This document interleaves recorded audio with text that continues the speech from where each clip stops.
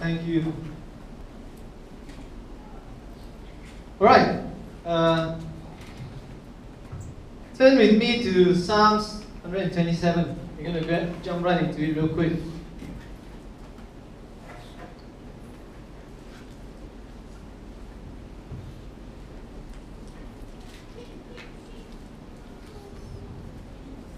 One of my favorite Psalms, and during my time in Bible school, when I studied about Psalms, this is the Psalm I chose to write my kind of a thesis about. Bible school, every term, every subject you have to write about 10 pages. 127. So this was the Psalm that I wrote about, and yeah, I like this Psalm. Psalm 127. I don't hear any flipping of pages. All of you are scrolling furiously. Alright? And I'll read to you all. You can follow in your version. I'll read from NLT, my favorite version, NLT. Unless the Lord builds the house, the builders labor in vain. Unless the Lord watches over the city, the guards stand watch in vain. In vain you rise early and stay up late, toiling for food to eat. For he grants sleep to those he loves. Children are a heritage from the Lord, offspring a reward from him. Like arrows in the hands of a warrior are children born in one's youth. Amen. Blessed is the man whose quiver is full of them. They will not be put to shame when they contend with their opponents in court. Very quickly, I just want to tell you this. Have children quickly. Yeah. You know who you are. Alright. Those who have can have more. Okay? Watch and learn. Anyway, today I want to start our message with this advertisement bit, this video. Howard, audio, got sound? Huh? Find your mouse. Check out this video.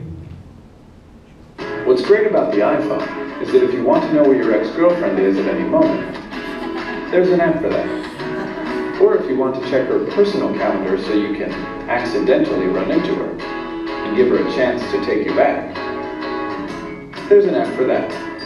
And if you want to set up automatic late-night calls so she knows you're always thinking about her, well, there's an app for that.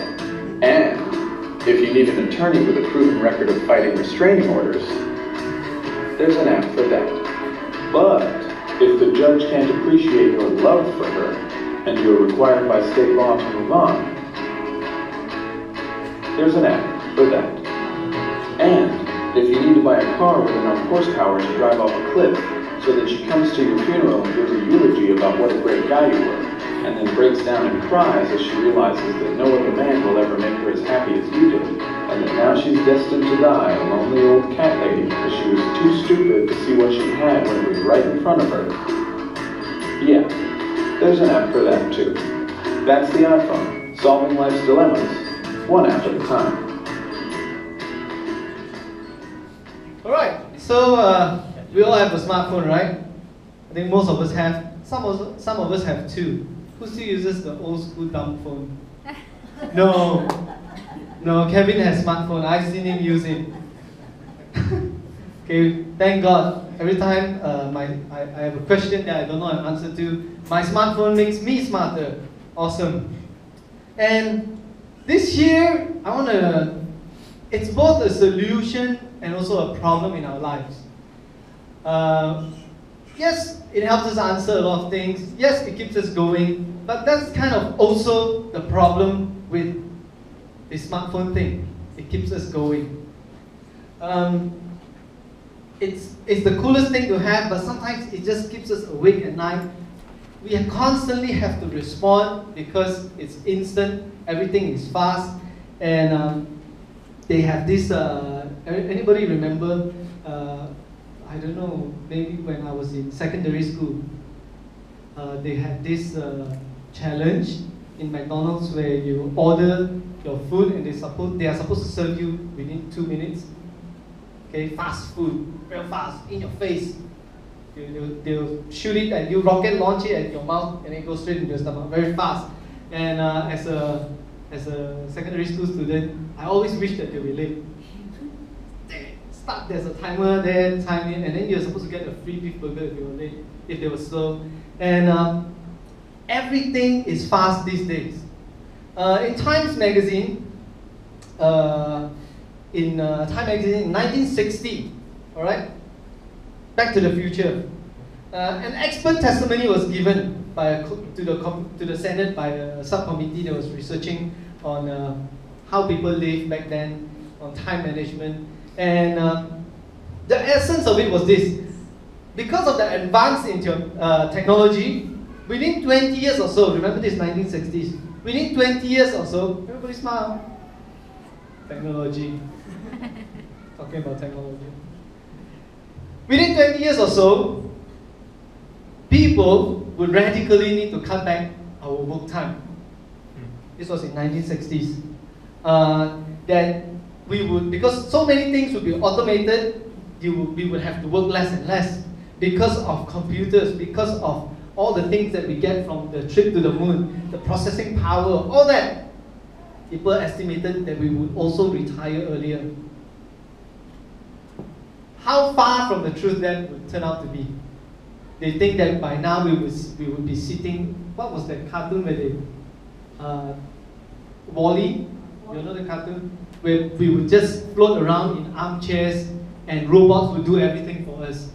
That was the vision of the future in 1960. And now, that was their vision of 20 years time. It means 1980 when I was just born. But now, 2015, we know that that's not true. With automatic dishwasher, washing machines, smartphones, computers, and then computers with batteries that you can carry along with you everywhere, we have found that it has not helped us to take things slower. It has made us work constantly. It has not made us relax more. It has made us become more restless. And we kind of pride ourselves in that way. When we ask, hey, when are you free? You don't like to say, you know what, actually I'm free all the time. We don't say that, even though it's the truth. But we very willingly say, oh, I'm so busy. You turn up for a meeting late because you were just at home, just wait 5 more minutes. 5 more minutes. But you show up late and you say, oh, so busy nowadays. Amen. Work, all that. Amen. That's Joel's confession for the week. Interestingly enough, for those of you who don't know me, I went to Chinese school. Do you know that the word Chinese, in Chinese, the Chinese word for busy is mang, bong. It's actually, okay, you know Chinese is a picture, right? Okay, pictogram kind of thing. And it's made up of 2 parts. One is the heart, and one is death. So the Chinese knew all along. You guys knew. Wow, we're all Chinese. Serious? Oh, Kevin, half. Okay, and that's busyness, and that's really the true reflection of what busyness does to us. Now, don't get me wrong. We all need to be productive. We not, like Andrew said, we need to be fruitful. But as we read from the Psalm just now, it talks about building. People always talk about Psalm 127 as the Psalm about building. You know, if you want to build, this is what you need to do. And actually, what we need to do based on that Psalm is to rest. It's actually very oxymoronic, very counterintuitive, not like what we are told. If you want to do well in life, you must work hard. True. But there's kind of like, there needs to be a balance somewhere. And today I want to talk to all of us about being still, about resting in God. We need to get the big things right, and then all the other things will fall into place. Yeah. Now, this guy, psychologist called Abraham Maslow, calls this process of self-actualization. Okay, some of you are familiar with Abraham Maslow. Me then. Okay, you know, some of you already know this. Some of you who caught me at church in 180, I talked about this before a few times. And basically, this is how it works. You start from the bottom to the top. And when you get to the top means you are self-actualized already. It's kind of small, but the physiological needs, right at the bottom, the first thing that you need to get right, according to Abraham Maslow, is that you need to be able to breathe, you need to have food, you need to have water, shelter. It says that sex also. You say what? No, I say. Where?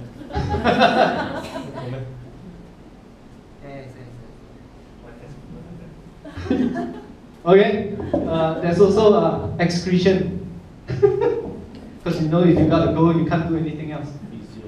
Okay, and then moving up, after you have that, then you have the next need, which is safety. You need to feel safe. You need to know like you're not going to die anytime. And sometimes that's threatened. Oh, now you guys can see it better. And then moving on from there, you go into belonging or love. So you want friendship, you start to build friendships, family, and you start to have girlfriend, boyfriend, get married, and all that. And then after that, beyond that, he says that the next thing is that you want to have self-esteem because you got all these things already, right? So now you have self-esteem because you have all these things. Okay, that's what he says. That you earn the respect of these people. Oh, this guy has a good family, he's safe, all that. Okay, then finally, you reach the top part. This is when you become the person you are meant to be, according to Maslow. And then you are self-actualized. You get to talk about things like morality, creativity, that kind of thing. But the thing with this is that it's all based on what we can achieve. How many of these things can we get? How many of these things we can afford? How many of these things we can buy? And this basically is like the rat race. You get into it, and then you run that wheel. And then you turn that wheel that you're running in, that hamster wheel. And you keep going and going. You try to climb this infinity ladder that actually takes you nowhere. I suggest to us that this is not what Christian life should be like. Okay? There's truth in this. Okay? But my suggestion to us is this, is to seek first God's kingdom. Seek His kingdom first. Find rest in Him first. Now, there is a need for us to rest, to be still. And I'm not talking just about physical rest, sleep, relaxation, go for holidays. I'm not just talking about that. I'm including that. But rest as in a bigger rest. There's an understanding in the Bible that talks about rest as in rest in the Lord. Entering into God's rest. And Joel has said this a number of times from Hebrews chapter 4. Enter into God's rest. And so there's a need for that. This is the dictionary's definition of rest. Otherwise, it can apply to both rest that we are talking about. Now, resting means this. First thing you need to learn today, we're going to learn from the Bible, is that resting means trusting in God. From Psalms 127, it says that we rest. Let God build, not us build, not with our own efforts, not with what we do, but God is the one who builds. Focus on God. Let Him do the building. Back in the church, I used the illustration of a snow globe. When you shake the snow globe, then woo, all the kind of like, it always reminds me of coconut shavings. Floats up to the top, and then it's like, oh, it's snowing, okay? And the more you shake it, the more messed up it gets. And sometimes life seems to be such a mess because we are constantly on the move, constantly being shaken. We cannot see anything clearly. And how awesome it is that I have such a clear bottle this morning. It is a water branded water. Hopefully you, right? Yeah. Okay, from Bible study. Come to Bible study and get water branded water. Warren Wiersbe, this Bible commentator said this, okay? I'm going to read from his quote that I shared also on our Facebook page, Fund 180's Facebook page. Sidetrack, we're going to have a new page soon. Watch out. But otherwise, if you want the quote, it's on our Facebook page. Warren Wiersbe, Bible commentator, he said this: the ability to calm your soul and wait before God is one of the most difficult things in the Christian life. Our own nature is restless. The world around us is frantically in a hurry. But a restless heart usually leads to a reckless life. It's so difficult for us to come to church. We rush here because we try to squeeze every drop, every ounce of sleep that we can get. Somehow on Sunday is the day we decide to do that. And then after that we rush off because we say we are so busy to get home, to lay down in front of our couches. Okay? But we need to find a space where we can be still, to let things settle, so that we can see clearly, we can focus. You know what they say about focus is this: when you focus light, you know, like the sunlight through a magnifying glass, you can start fires. When you focus light even more, you know, you can start push fire. Okay? But you focus it even more into a laser, it can start fires. It can cut through metal as well. Sometimes we need to be less everywhere and more just in one place. We need to have a clearer direction, and that only comes from resting in God, trusting God to do it for us. We cannot do it on our own. So learn to settle things. Are there things in your life now that is shaking you, causing you to become restless, making you, lose sleep at night?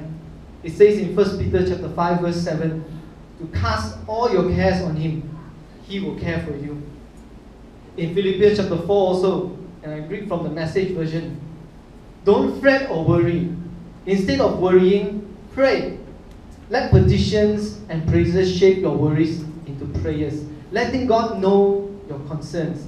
Before you know it, a sense of God's wholeness, everything coming together for good, will come and settle you down. It's wonderful what happens when Christ displaces worry at the center of your life. That's Philippians 4 verse 6 to 7 in the Message version. And prayer is not just what we commonly come to know as Christians, to come to prayer meeting and God please grant me this, God please help me this, God provide this, God show me the way, show me your guidance.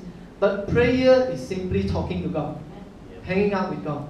When you are still in the presence of God, having communion with Him, that's when worry is taken away as the center of your life, and Jesus becomes the center instead. Find your center in Him. It says that the Bible tells us in Hebrews chapter 13 that Jesus Christ is the same yesterday, today, and forever. He is the rock that we need to base our life on, so that we will not be shaken.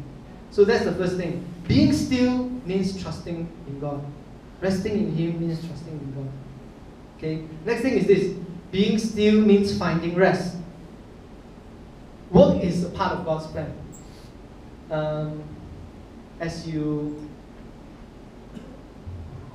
There needs to be a sowing, there needs to be a going out, a planting before you can reap the fruit. But at the same time, there is a time for us, a season for everything. There's a season for waiting. And I found out a few years back that the opposite of rest is actually not work. Very oftentimes we find that there is a misunderstanding there. But get this right. Having work doesn't mean that you're not resting. Okay? The opposite of rest is restlessness. Is when maybe you don't even have something to do, but you just want to do something and you have no direction at all. And that's the most painful thing to have. The Bible says, let me find the verse. The Bible says, gosh, where is it?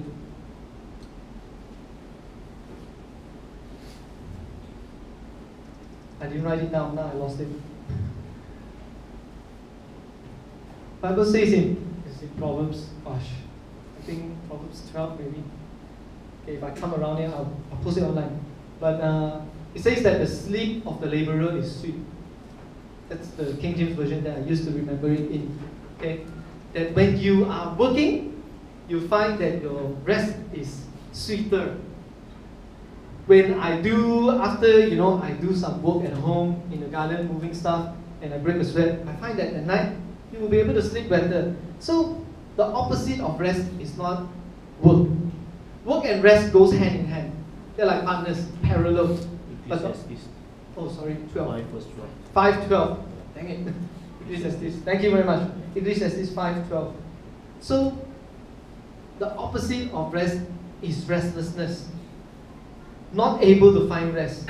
Now, turn with me to Hebrews chapter 3, verse 7. And this is kind of like the context, the preamble to what Joel has been talking about in Hebrews chapter 4. If you didn't realize, he quoted Hebrews chapter 4 quite a few times. 3 verse 7 to 11. Once again, NLT. If you have any other version, that's fine. The best version of the Bible is the version of the Bible that you read. Okay? So, NLT, I find it easy to understand. Plain, simple English. So good for sermons. 3 verse 7 is, that is why the Holy Spirit says, today, when you hear His voice, don't harden your hearts, as Israel did when they rebelled, when they tested me in the wilderness. There your ancestors tested and tried my patience, even though they saw my miracles for 40 years. So I was angry with them, and I said, their hearts always turn away from me. They refuse to do what I tell them. So in anger, I took an oath. They will never enter my place of rest. What happened in the desert was this. God constantly asked the Israelites to trust Him. Let Him do it. But they constantly found ways to disobey that. God says, trust in me, I will provide for your food. I will give you manna just for that day. Go out, collect what you need for the day, and then that's it. But you find people, the Israelites, if I was one of them, if you were one of them, we were part of the Israelites traveling in the desert, and God said that, you are still going to try to take up more manna. You're still going to go out there and then pick up, instead of one piece for the day, you're going to say, I'm going to take one, and I'm going to take one more for the road. But as the Israelites realized, every time they collected extra, the extra is always goes stale, always goes moldy, always goes bad. But the lesson is this, God is saying that you need to trust in God. Let God do it, let God provide. And that was the Israelites. And today maybe you can parallel it to your life. Are there areas where God says, no, you know what? Just do this. Just stick with this. Yes, it is kind of like cutting it very close, but just do this and trust God. But sometimes we put our own effort into it. We try to make it happen for ourselves. That's when God says that the bee will never enter the rest, just like the Israelites. Now, you see that, talking about Israel, see that the Jewish day in the Bible, when you read about the 3rd hour, the 6th hour or something like that, know that the Jewish day starts at 6 a.m. Not like our calendar that starts at 12 midnight. Okay? 6 a.m., that's when the day starts. So if they say 3rd hour means it's noon already. No, sorry, 9 o'clock. 6th hour means it's noon already. And that is kind of how, that's a hint for us, a big hint for us, that God wants us to start our day in bed. God wants us to start the things that we do in rest. Know that our Christian life did not start with us doing something for God. Jesus came first. What we need to do is receive. And that's what we are talking about. Joel was just talking about it this year, for this foreseeable future. What we want you to do is receive what God has for you. Before you talk about doing this for Him, before you talk about being an evangelist for Him, before you talk about being a worship leader for Him, just receive from Him. And it's true that there's so much logic in that. You cannot give what you don't have. You give what you have received. So as day in, day out, you are receiving here. Receive, keep taking it in. That's why some people say, oh, you know what, I don't want to be in the worship team. And we are very clear, Joel and I are very clear, that if you need to take a break, go ahead and take a break. Just enjoy God's presence. For now, let the people who are ready to minister to you. Just receive. And that's the Jewish day. Start with receiving. That is also how it was in the creation account. If you turn to Genesis, in the beginning, yes, God created everything. First day, second day, up to the 6th day, God created man. Then He rests. Okay? That's God, You are not God. So God do everything first. Then He rests. But man, when man came into the scene on the 6th day, what was the first item on the agenda? the first thing, okay, God created Adam, Eve already. The next day, the thing that they needed to do was rest with God. In life, it's the same. Rest comes first. Don't need to do anything. Don't need to earn your salvation. A lot of us still think that we need to earn our salvation, and Joel has mentioned it, and I've mentioned it many times also, is that the prodigal son never said that, oh, I'm going to go back and serve my father, and then he will finally approve me as his son again. The son went back because of his stomach, because of his belly. The prodigal son went back because he was hungry. The motivation for him to go back is that, there got food. I will go and become a slave, a servant. But the father comes out running.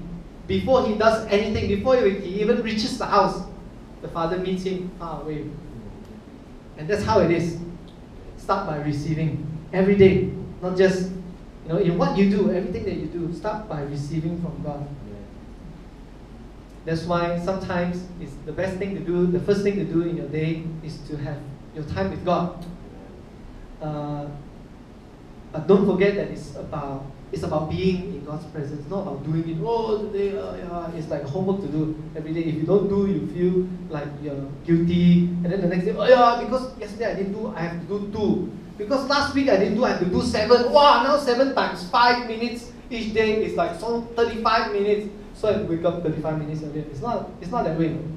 And past week I've been taking it easy. Past month or so, I've been taking it easy on my devotion. I find that it's become a chore because I have the Holy Bible app, highly recommended for those of you who don't have a Bible app, mainly because they have devotional plans, okay? And the devotional plans seem to become like super hard to follow.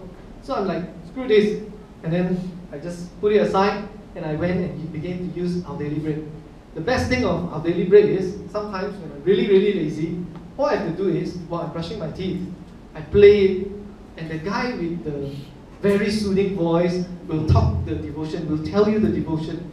Got music in the background somehow. So I brush teeth very relaxed, very somber. Start the day in rest.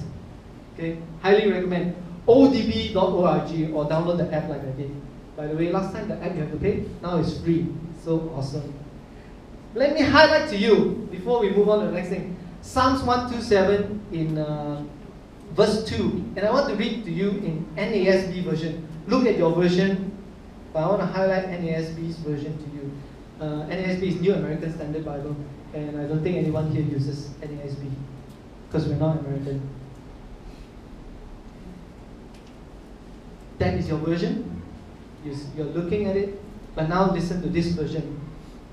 It says here in verse 2, "It is in vain for you to rise early, to retire late, to eat the bread of painful labors, for he gives to his beloved even in his sleep."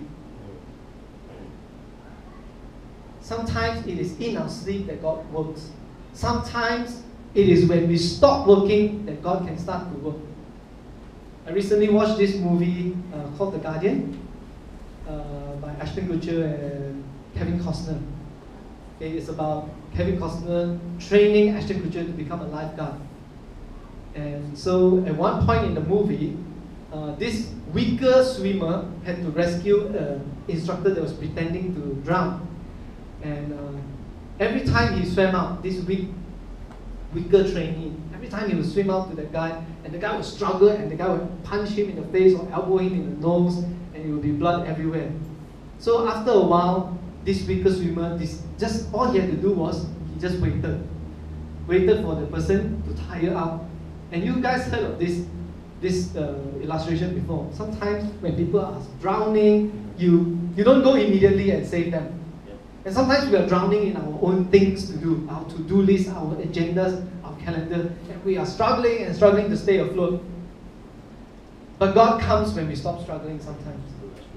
Sometimes we come, God is coming, and then it's like, then we elbow God in the nose, and it gets all bloody. But sometimes God provides even in our sleep, even in our rest. Find your rest. Then let God do his thing. Let God work his magic. It says in Matthew 11:28, And I memorized this in King James Version as well. Come to me, all you who are weary and heavy laden, and I will give you rest. Amen. If you feel like all these things are making you sink, it's time for you to come to Christ. Come to God. Okay. Finally, being still means letting go to God, releasing to God. In fact, being still can be loosely translated as letting go. What is tying you down? What are the things that weigh you down in life? Oftentimes, we are very self-centered. Things that weigh us down are our own things. Like just now we were talking about iPhone. It's like iPhone lah, my whatever, iPad, iMac, iPad, okay, iPod, and it's all very self-centered. Sometimes that is what needs to go. Sadly, yes, Pastor Joel said, if God has given you dreams and vision, never let go of them. God-given dreams, God-given desires are there for you. But you need to ask, check with God. God, is this in line with your will for my life? Sometimes we start certain things that are not God's will for ourselves. Sometimes it's like a track, okay? We are at a platform and we are waiting for this train, and we get on this train and we're headed down the wrong direction already. So what we need to do then is not stay on the train, because the train is not going to go around. This track leads to Port Clare, the other track leads to Gombak. You want to go to Gombak? What you need to do is get off, even though you're already on the wrong train.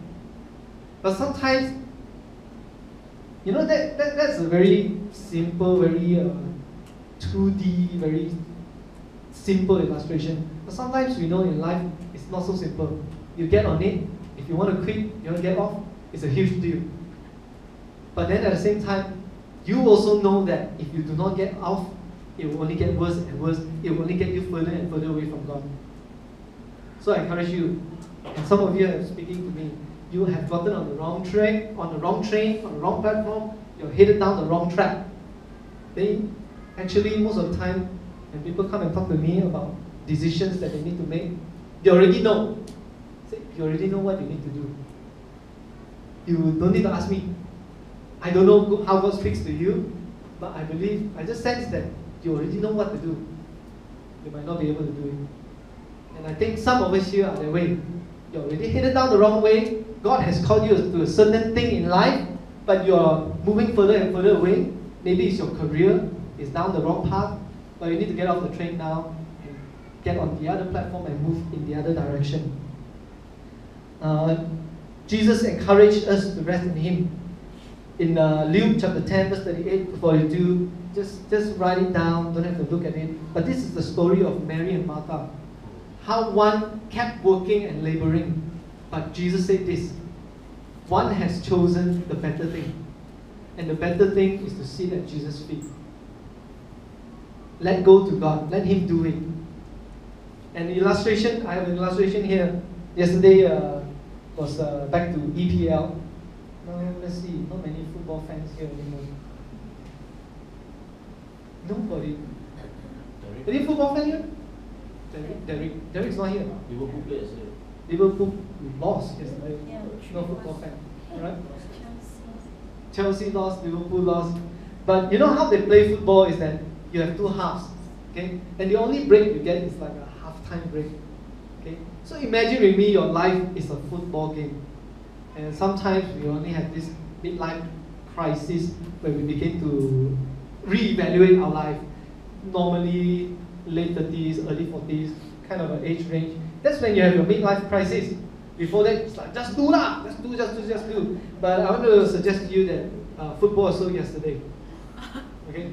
Today is not football, but football was so yesterday. I encourage you to adjust your life. Maybe think of it more like a basketball game, where you have quarters. You have quarter life crisis instead of just a midlife crisis. So you have 3 or 4 different crises in life. Okay? Not the crisis bit lah, but the rest that you find. At every interval you find that it's time to take a rest, take stock, adjust your strategy again, and then go out again. On top of the quarters in basketball, you also have up to 6 timeouts. Okay? The coach at any time say, time out! Then whatever the time is, whether it's in between the quarters or whatever, any time in the game, everybody goes out and then huddle. Okay, what are we doing right? What are we doing wrong? Okay, adjust, and then go out again. Okay, so try basketball life instead of football life. Although I do prefer football way more than basketball. Okay, it is during these moments, okay, even like in your daily life, look for small breaks. I always say that big events in your life have gravity. If like today you have a wedding, tomorrow you have a funeral, and you know, that kind of thing, that kind of an agenda where you have to like 5:17 p.m. call this person, 5:26. Wow, you don't even round up to the 5-minute one. Okay, then you got to really adjust your time already. Okay, create space for yourself. Don't let the gravity between events pull each other together into becoming a supernova. Supernova. Okay, leave space for yourself. Sometimes I get very upset at I don't want to sound like I'm high and mighty or anything like that, but I get peeved at people who go to supermarket. If you do it, you've got to confess your sin today, and line up on 2 lines. You line there, line here. That kind of thing. You know you do it. You know you do it. I know I did it. Okay, and then the problem is this: we were not in a hurry anyway. We just want to be first there. Yes. 4 line, huh? Okay, action, happy. And then some of these people try to do that, and then I'm like, why lah? Why really? And then what surprised me was this week there was a Malay family. Normally Malay, I thought very slumber one. Why lah? Behind me, and talking to the wife. But sometimes it's okay, to not be the first one. We were not in a hurry anyway. Why are we so busy? What's the hurry in getting out of this place? And sometimes it's when you wait in line that you realize, and I have a few times where God really prompted me to do something. Okay, I have not yet done anything. Okay, I'm not perfect, but sometimes I sense God saying, you know what? Pay for this person. But sometimes I feel the person get offended. Oh, what do you mean? I can pay for one thing, okay? Really? No lah. Okay. Because you don't want to offend, I don't want to offend people. I'm very non-confrontational. I like everyone to like me. Okay. For lunch. Okay, soon. This is the last thing. Now I feel stressed a bit. But sometimes try this. Try taking the longer line. Just because even sometimes because I don't have an office space, now I go to school. But before that, I didn't have a school back in church. And whenever I need to meet people, I meet them in shopping malls mostly, because it's easy to get there. Everyone knows how to get there. I meet them for lunch there. And sometimes because I have something else, and I arrive at the mall like super early, like 1 hour earlier. And still, there's this insecurity, and I think we all share this insecurity. It's like, oh, you know what? Actually, today I need to buy this one thing, and then I have 1 hour to buy this one thing, Okay, which probably you walk from one end to the other, and one end of the mall to the other end of the mall. It only takes you like 15 minutes, but I walk with a lot of purpose, I'm in a hurry. I'm not free. I'm very busy. Okay, then you buy the thing. Okay, hey, let's go. So, but actually, I got nothing to do with it. After that, I walk back to the other end, like with a lot of purpose. Okay? But I think we need to learn to slow down. Take time to allow God to speak through the still small voice. To take time to look at people, okay, watch them, like ask questions. God, what do you think of this person? God, what needs does this person have? Corrie ten Boom said this in a book, The Hiding Place. Okay, I think it's from that book. I forgot where I got the quote from. But Corrie ten Boom was this girl in Holland that was famous for protecting the Jews and helping them escape from the Nazis. And as a little girl, her neighbor passed away, and this was kind of her first experience of death in life. And So she related the incident to the father. The father noticed that she was kind of, insecure about this whole dying thing. What if you die? Daddy, what if you die? What will happen to me? And this was her father's comforting words of wisdom. He said this, Corey, when you and I go to Amsterdam, when do I give you your ticket? And the response is this, just before we get on the train. And the father said, exactly. And our wise Father in heaven knows when we are going to need things too. Don't run ahead of him. When the time comes for us to die or to have certain things, we will be able to look into ourselves and find the strength that we need. He will come just in time and provide for those things just in time. We don't need to rush God. We don't need to run ahead of God, preparing the way for God.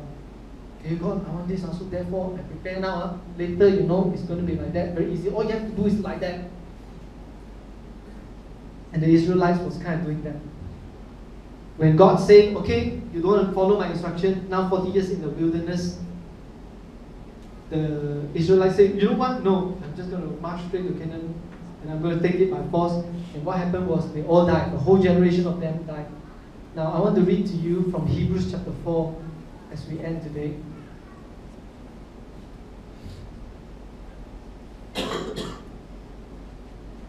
And you guys can follow on your Bibles, or you guys can just pay attention, and I will read from the Message.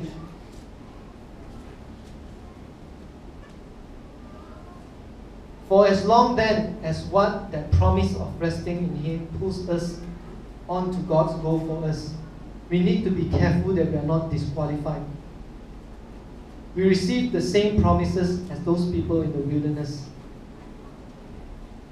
But the promises did not do them a bit of good because they did not receive the promises with faith. If we believe, though, we'll experience the state of resting, but not if we don't have faith. Remember that God said, exasperated I vow, they'll never get where they're going, never be able to sit down and rest. God made that vow even though He finished His part before the foundation of the world. Somewhere it's written, God rested on the seventh day, having completed His work. But in this other text, He said they'll never be able to sit down and rest. So this promise has not yet been fulfilled. Those earlier ones never did get to the place of rest because they were disobedient. God keeps renewing the promise and setting the date as today, just as He did in David's Psalm, centuries later than the original invitation. Today, please listen. Don't turn a deaf ear. And so this is still a life promise. It wasn't cancelled at the time of Joshua. Otherwise, God wouldn't keep renewing the appointment for today. The promise of arrival and rest is still there for God's people. God Himself is at rest. And at the end of the journey, we'll surely rest with God. So let's keep at it and eventually arrive in the place of rest. Not drop out through some sort of disobedience. God means what He says. What He says goes. What it means here is that God has promised rest for us. The Israelites were not able to find it. That generation that died in the desert was not able to find it. But God says today can be the day where the promise is fulfilled in your life. He keeps setting the day for us. Today is the day. If today has passed and you did not get it, tomorrow is the day also. But every day you have a chance to claim this promise. He keeps setting the date as today. This promise of rest is for you. If you are finding that you are shaken, things are not clear because you are shaken in your life. You're moving up and down. There's a lot of activities, but it equals to restlessness and not rest. Today you can find peace. If you are feeling tired also physically, God has a plan for rest for you. Sunday is a Sabbath. What should you do? What time should you go to bed? All that kind of thing. Okay, those are just very normal stuff. But more than that, today I want to tell you that there can be rest in God. Not just a physical rest, but also a spiritual rest, where you can let things settle down and see clearly, where you can focus, where you can begin to tune into Him and hear His still small voice. So today as we end, we're not that late, I want to invite you to spend just a few moments to rest. Spend a few moments to just breathe in and breathe out. Okay? Yeah, Karen, if you can come. And we're going to be resting, not as in taking a nap in church, okay? But we're going to be resting in God, asking God. Okay, If you want to nap, yeah, go ahead, okay? But now is the time to rest also spiritually. Okay? Breathe God in. Please.